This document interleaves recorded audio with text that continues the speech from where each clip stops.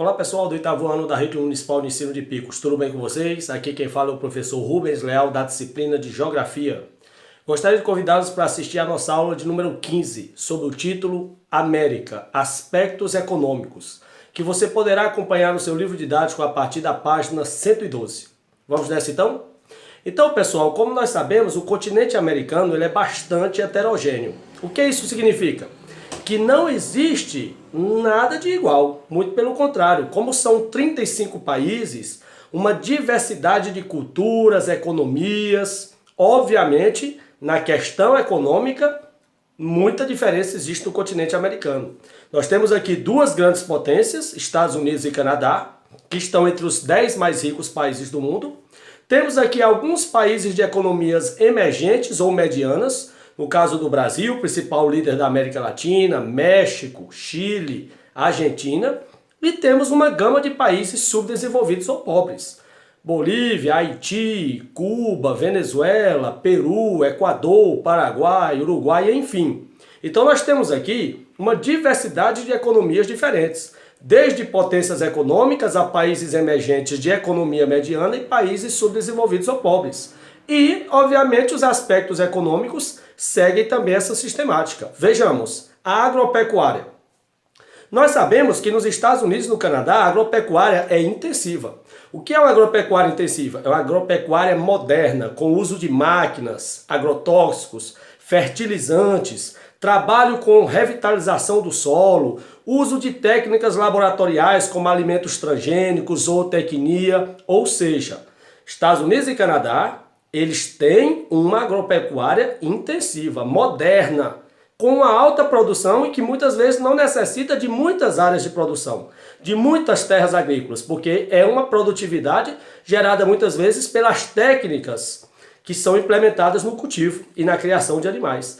Já o restante do continente tem uma mescla de algumas poucas áreas de agropecuária intensiva, como é o caso aqui da região centro-sul do Brasil, de algumas áreas da Argentina, do México, do Chile, mas a maior parte da agropecuária do continente americano é extensiva, ou seja, é uma agropecuária atrasada, obsoleta, que usa ainda métodos antiquados, arcaicos, ferramentas inadequadas, o uso inadequado do solo, uma produção ainda muito tímida, infelizmente uma produção ainda de subsistência, ou seja, apenas para consumo, não destinada à exportação porque não há uma produção grandiosa. Então aqui há um contraste na agropecuária de Estados Unidos, Canadá e algumas ilhas de agropecuária de alguns países emergentes, com a maior parte do continente que praticam agropecuária extensiva ou atrasada, bem parecida com a agropecuária de séculos e até milênios atrás, com técnicas bastante arcaicas de produção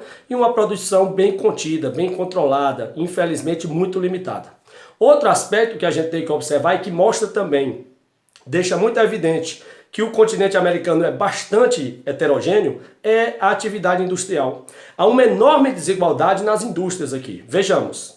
Qual é a tônica dos Estados Unidos e Canadá? Indústrias de ponta, indústrias modernas de tecnologia, informática, materiais hospitalares, vacinas, medicamentos, máquinas, implementos.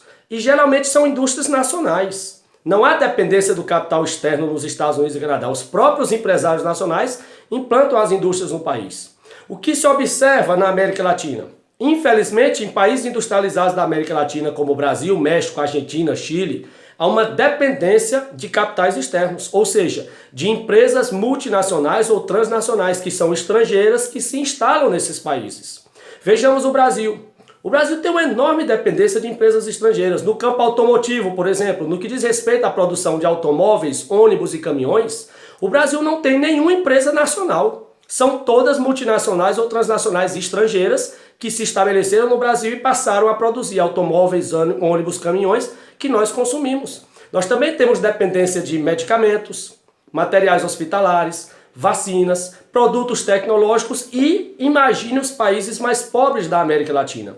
Esses têm uma total dependência de produtos e empresas estrangeiras, porque eles não têm capital nem tecnologia própria. E essa disparidade na indústria é a cara da própria disparidade do continente americano como um todo. Outro aspecto que a gente vê uma grande disparidade é no setor de comércio e serviços. A gente conhece, por exemplo, os Estados Unidos, que tem um comércio bastante pujante. É o maior parceiro comercial de muitos outros países. É um país que importa muito, exporta muitos produtos, né? Os Estados Unidos movimentam bilhões anualmente em compras e vendas de produtos. Outro exemplo é o Canadá, que tem essa relação com os Estados Unidos de um grande comércio, um comércio bem intensivo. E, infelizmente, alguns países da América Latina têm um comércio mais tímido. O movimento de mercadorias é menor. Por quê? Porque eles produzem basicamente gêneros agrícolas, que não têm um grande poder de mercado. Produzem também produtos como combustíveis fósseis, minérios, que também não têm um valor de mercado. Então, são países que ainda têm uma base econômica muito tímida, assim como o setor de comércio é o setor de serviços. O setor de serviços na América Latina, infelizmente, ainda é muito antiquado, é muito reduzido e geralmente está ligado na América Latina ao turismo. Porque a América Latina tem essa vantagem, nós temos o Oceano Atlântico de um lado, o Oceano Pacífico do outro, ilhas paradisíacas, então se atrai muito. O Nordeste brasileiro é um exemplo. Sol o ano todo, aquele clima tropical, ilhas belíssimas, praias belíssimas. Então esse setor de serviços do turismo ele alavanca muito a economia dos países da América Latina. E infelizmente nós também podemos fazer aí uma análise da desigualdade no continente americano no que diz respeito às condições de trabalho nas grandes cidades da América Latina. Nós observamos que nos Estados Unidos e Canadá se recebe um valor de hora de trabalho bem interessante. Eu vou dar um exemplo. Nos Estados Unidos, um trabalhador de uma fábrica, ele recebe em média $16 por hora de trabalho. Isso dá em torno de R$100. R$100 por hora. Ele trabalha em média 8 horas por dia, são R$800 por dia. É o que um trabalhador de uma fábrica nos Estados Unidos consegue. R$800 é quase um salário mínimo no Brasil. Aqui é 1.100, ou seja, o que um trabalhador nos Estados Unidos e mesmo no Canadá recebe por dia equivale quase ao que se recebe em um mês de trabalho, no salário mínimo do trabalhador aqui no Brasil. Então, há uma disparidade na questão das condições de trabalho. Nos Estados Unidos, no Canadá, o trabalhador trabalha pouco, ganha bem, e, obviamente, tem qualidade de vida. Infelizmente, na América Latina ainda é uma exploração muito grande do trabalhador, que trabalha muito, ganha pouco, não tem defesa por parte das legalizações trabalhistas. E nós podemos observar, por exemplo, essa disparidade com empresas americanas, que lá nos Estados Unidos pagam salários bem maiores do que aqui no Brasil. Por exemplo, a mesma empresa produzindo o mesmo tipo de produto, mas lá a mão de obra recebe bem mais do que a mão de obra aqui no Brasil, como na América Latina como um todo. Tudo bem? Nos encontramos na próxima aula, um forte abraço e até lá.